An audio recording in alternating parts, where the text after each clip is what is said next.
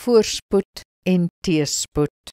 2 Korintiërs 11 verse 25 en 27 sê: 3 maal is ek met stokke geslaan, 1 maal is ek gestenig, 3 maal het ek skipbreuk gelei, 'n nag en 'n dag lank het ek die diepsee trotseer, met harde werk en swaar kry, dikwels met slapelose nagte, honger en dors, dikwels sonder kos, koud en nakend.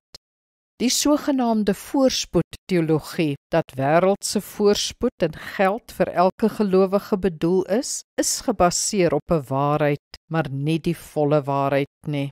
Dis nie regtig wat die Bybel leer nie. Nog Jesus, nog die profete of apostels het dit so geleer, en dit was meestal ook nie hulle eie ondervinding nie. Kyk maar na Paulus se teëspoed in hierdie verse. Die skrif leer eerder dat God daar is, dat hy voorsien en dat ons altyd genoeg sal hê. Voorspoedteologie werk ook nie in die praktyk uit nie.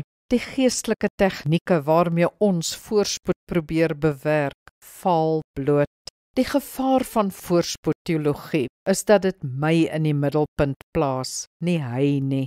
Dit gee ons vleeslike en wêreldse doelwitte. Dit bring ons geloof in gevaar.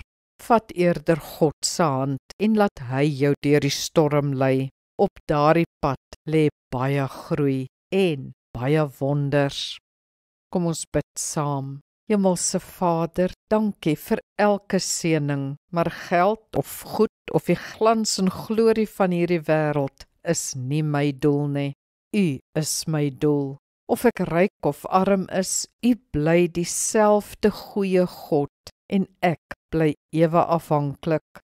Dankie dat U altyd vir my daar is, dat U altyd voorsien en dat ek altyd op U kan vertrou. Amen. Die Here seën jou.